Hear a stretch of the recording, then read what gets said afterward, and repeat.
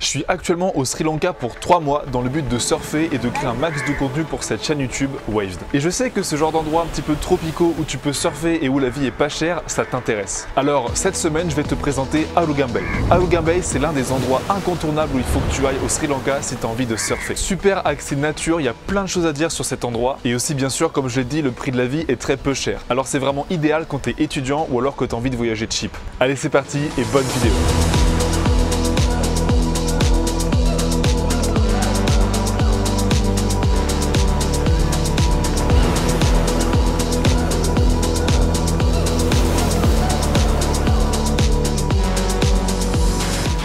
Si tu viens de découvrir cette chaîne, moi c'est Hugo et toutes les semaines je te poste une vidéo, que ce soit un tutoriel surf, un documentaire ou un vlog. Mon rêve serait plus tard de développer ma marque de surf et de faire plein de vidéos autour du surf. Donc si tout ce monde-là ça t'intéresse, n'hésite pas à t'abonner à cette chaîne pour ne pas louper les prochaines productions qui vont sortir. Ceci étant dit, retournons au sujet principal, Alugam Bay.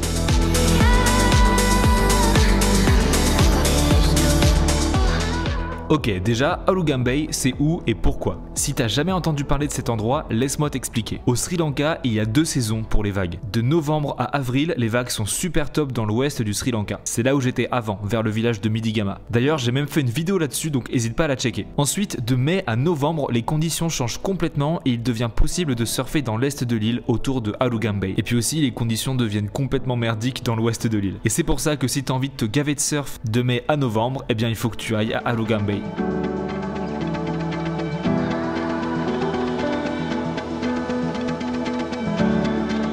Maintenant, laisse-moi te présenter le village de Alugam Bay. Alugam Bay, c'est, je trouve, beaucoup plus petit et familial que dans le sud-ouest de l'île où j'étais avant. C'est vraiment tout petit, ce qui fait qu'au bout de 1 ou 2 semaines, tu finis par reconnaître un peu toutes les têtes que tu croises à l'eau. Donc au final, tu formes une espèce de petit groupe avec plein de gens que tu as rencontrés un peu partout. Et c'est quelque chose que je kiffe trop ici. Tous les soirs, il y a moyen d'aller boire des coups avec des potes, ou d'aller surfer le lendemain avec d'autres potes que tu as rencontrés. C'est vraiment super familial et je kiffe trop. Et puis il y a un truc qui frappe vraiment quand on arrive ici, c'est la différence de paysage. On n'a pas cette espèce de grosse route qu'on avait à Midigama avec plein de trafic. Ici, il y a même moins de trafic. Je trouve que ça fait beaucoup plus nature. Quand tu vas surfer dans un autre spot de surf, à peut-être 20-30 minutes de route, tu peux croiser des éléphants, des singes et les paysages, faut même parfois penser à l'Afrique, c'est trop bizarre. On traverse de longues rizières vertes, fluorescentes limite, qui bordent chaque côté de la route, c'est juste magnifique. Donc personnellement, je préfère un peu plus les paysages de Alugam Bay que dans le sud-ouest de l'île où j'étais à Midigama, à Rangama, tout ça. Je trouve que ça fait plus isolé, plus naturel et moins ville. Maintenant, laisse-moi t'expliquer comment s'organise le village de Alugam Bay.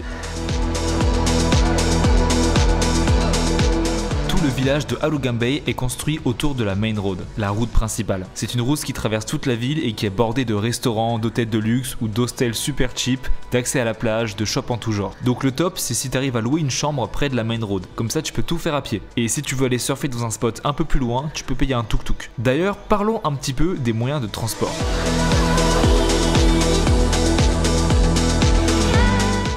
Pour bouger ici à Alugam Bay, tu as 2 options. Soit tu loues un scooter, soit tu loues des tuk-tuk. En fait, si tu vis à côté de la Main Road, tout est plus ou moins accessible à pied à Alugam Bay, donc t'as pas forcément beaucoup d'intérêt d'avoir un scooter. Et aussi, ce qui est chiant avec le scooter, c'est qu'il n'y a pas de rack pour mettre ta planche de surf. Donc si tu veux aller surfer à Peanut Farm ou d'autres spots qui sont un peu plus loin, et bah il faut soit que tu aies un pote derrière toi qui tienne ta planche de surf, ou soit que tu aies un sac autour de ton cou qui tienne ta planche. Et c'est vraiment pas super pratique. En général, les gens, ils payent un tuk-tuk et puis ils y vont comme ça. Perso, moi j'ai loué un scooter parce que j'adore avoir la liberté de me dire je vais où je veux, quand je veux, sans devoir attendre de trouver un tuk-tuk, négocier le prix, tout ça. Mais c'est pas forcément l'option la plus rentable. Scooter ici, ça coûte à peu près entre 1500 roupies et 2000 roupies par jour, ce qui fait entre 4 et 6 euros à peu près. Et à titre de comparaison, si tu as envie d'aller surfer à Peanut Farm avec des potes, ça va te coûter entre 1500 et 2000 roupies l'aller-retour que tu peux diviser par 2 ou 3 en fonction de combien tu es dans le tuk-tuk. Donc voilà, niveau prix, tu peux faire à peu près tes calculs. Après avoir cette immense sensation de liberté de pouvoir prendre ton scooter à n'importe quel moment et conduire dans des paysages de dingue, c'est pour moi juste trop important. Les endroits ici sont vraiment magnifiques.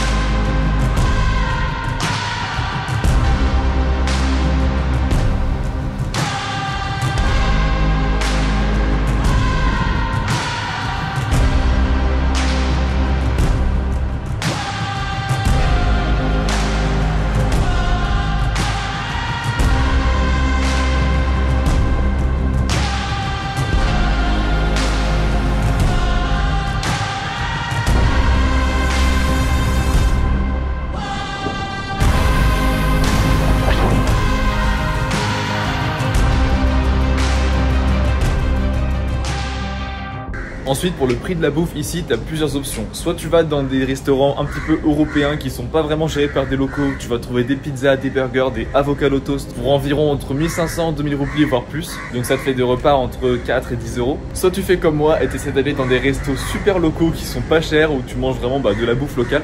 Donc perso, c'est vraiment ce que je préfère faire parce que sur long terme, tu économises de l'argent. Et puis surtout, tu testes de la bouffe locale et tu manges pas des burgers ou des trucs pas forcément très sri-lankais ici. Bon, là, je suis dans un petit restaurant sri-lankais local. C'est une mama qui tient tout ça. Et le petit déj me coûte actuellement 1,50 €, c'est-à-dire 600 roupies sri-lankais. Donc, je te dis bon appétit. Puis moi, après, je vais commencer à travailler. C'est vraiment pas cher du tout, c'est incroyable. Il y a même un petit jus de banane délicieux. Donc voilà, tout ça en petit déj de champion pour à peu près 1,50 €. C'est génial. Bon, allez, moi, je vais continuer de lire la biographie de Elon Musk pour devenir riche et célèbre.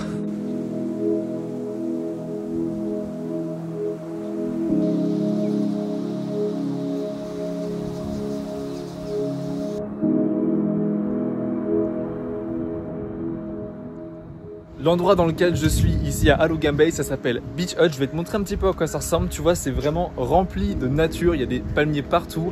La mer est juste ici, là, à ma gauche. Je te montrerai ça tout à l'heure. J'ai ma chambre privée avec ma salle de bain privée, tout ça. Donc c'est vraiment cool. C'est pas l'endroit le plus luxueux du monde, mais franchement, un lit et des toilettes, moi, ça me suffit amplement. Je vais te montrer un petit peu à quoi ça ressemble et à la fin, je te dirai combien je paye pour rester là par nuit. Alors voilà, donc ça, c'est ma chambre, tout simplement. Je vais te montrer à quoi ça ressemble. Là, on a une petite table pour que je puisse travailler et te monter des super vidéos. Et on va rentrer tranquillement dans la chambre. Donc ça, bien sûr, c'est mon magnifique lit double. C'est pas super grand. Il y a un petit ventilateur pour la nuit parce que sans ventilateur, je peux t'assurer que c'est impossible de dormir ici. Bien sûr, il y a ma planche de surf qui est posée contre le mur avec mon sac. Là, le matériel vidéo. Puis là, 2-3 affaires à moi qui sont éparpillées un peu partout. Là, je peux mettre ma trousse de toilette avec ma serviette et quelques vêtements. Hop. Et puis là, la salle de bain. Avec moi qui filme. Coucou. Donc voilà, les petites toilettes, le lavabo, enfin bref, je sais pas trop quoi te dire de plus. C'est vraiment cool parce que tu te lèves le matin tout simplement, tu vas là, tu te fais un petit café, tu te poses là, tu peux voir la mer qui est juste là en face. Puis tu peux lire un livre ou faire ce que tu veux, enfin bref, c'est vraiment sympa comme cadre. Donc ça c'est ma chambre, là il y a la chambre de ma pote Anaïs et là c'est ma pote Jana qui est juste à côté. Puis tu vois en fait c'est vraiment des palmiers partout, c'est vraiment trop mignon. Je te montre aussi un petit peu à quoi ça ressemble le reste du petit complexe. Là, il y a une autre magnifique cabane où il y a quelqu'un qui dort. Je crois qu'en plus, cette cabane-là, elle coûte moins cher que là où je suis. Puis bref, il y a des cabanes un peu partout. Il y en a une là, il y en a une aussi par là. Enfin bref. Et du coup, je vais maintenant te dire combien je paye par nuit pour rester ici. Tiens-toi bien, je paye 1400 roupies par nuit. C'est-à-dire à peu près entre 3 et 4 $ par nuit. Si tu as envie d'être un peu plus dans le luxe, tu peux payer, je crois, 2500 ou 3000 roupies et tu as l'air conditionné. Bon, moi, perso, l'air conditionné, je m'en fous un peu. Un ventilateur, ça me suffit. Donc, 1300 roupies par nuit, je pense que c'est largement suffisant.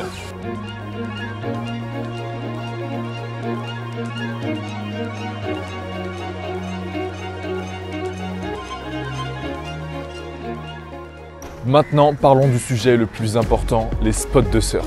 Malheureusement, je n'ai pas pu te filmer tous les spots de surf parce qu'on est en début de saison et que à ce jour, il n'y a que 2 ou 3 spots maximum qui fonctionnent. Mais je vais déjà te montrer ce que j'ai vu. Alors pour commencer, à Alugan Bay, il y a 2 spots accessibles à pied, Main Point et Baby Point. Pour le moment, il n'y a que Main Point qui fonctionne. De toute façon, c'est toujours celui-ci qui fonctionne en premier quand la saison commence, car la position du spot prend particulièrement bien la houle. Main Point, c'est une vague incroyable. Quand les conditions sont bonnes, avec une bonne houle, un bon vent, tout ça, tu peux surfer des vagues de plus de 300 mètres qui déroulent parfaitement sur la droite. Et même, je te dis, la première fois que j'ai surfé là-bas, j'étais surpris parce que j'avais jamais surfé une vague pareille. J'avais l'impression d'être dans une espèce de piscine à vagues parfaite, c'était dingue. C'est pas vraiment un spot débutant, on est plutôt sur un spot intermédiaire. Parce qu'il faut savoir gérer quand il y a du reef. Si jamais tu fais un gros wipeout avec des grosses conditions, tu atterris directement sur le reef, alors faut faire attention. Et le point négatif principal de ce spot, c'est que c'est le plus connu, c'est le plus facilement accessible à pied dans Alugan Bay. Donc c'est super bondé de monde tout le temps. Le meilleur moment pour y aller, c'est à midi, parce qu'à midi il fait super chaud. Mais même si tu vas à midi, il y aura quand même entre 10 et 15 personnes au pic. Sauf exception, il y a des fois tu vas surfer et bizarrement il n'y a personne, c'est trop bizarre. Pour les autres spots de surf, il y a plein de choix. Le spot le plus connu autre que Main Point, c'est Peanut Farm.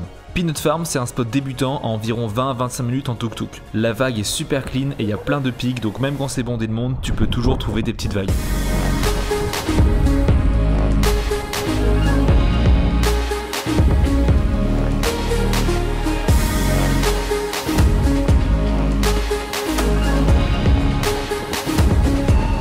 On On a aussi le spot de Panama qui est un peu plus loin mais qui ne marche pas encore, donc je peux pas forcément te le montrer. Panama, c'est un spot de reef assez vénère qui s'activera plus tard. Sinon on a Potuvili Point ou encore Whiskey Point. Whiskey Point, c'est une vague puissante en beach break mais elle fonctionne encore pas vraiment et malheureusement il va falloir attendre fin mai pour que tous les autres spots de surf s'activent gentiment. Globalement autour de Halogam Bay il y a plein de spots un peu partout et pour tous les niveaux. Ah, et pour information, si tu veux louer une planche de surf, c'est environ 300 roupies par heure, c'est-à-dire à peu près 1 euro. Comme ça t'as un ordre d'idée.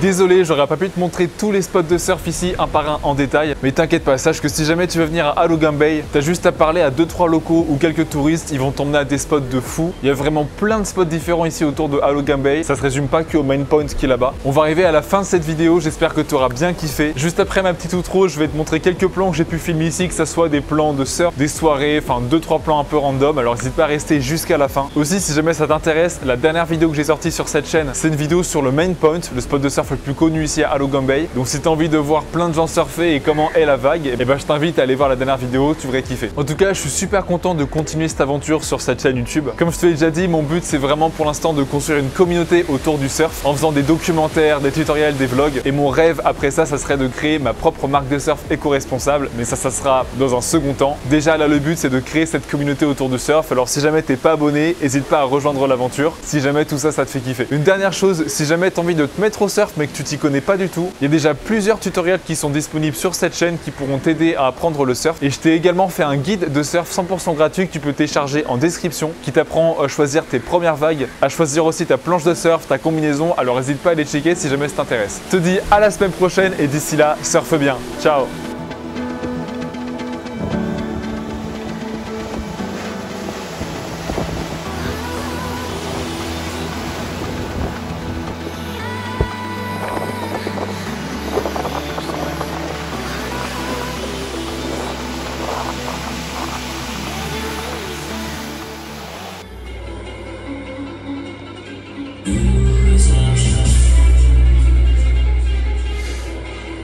Musique de merde!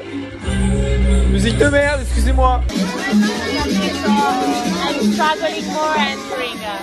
If it was music that I like, it's like, okay, I'm trying to actually.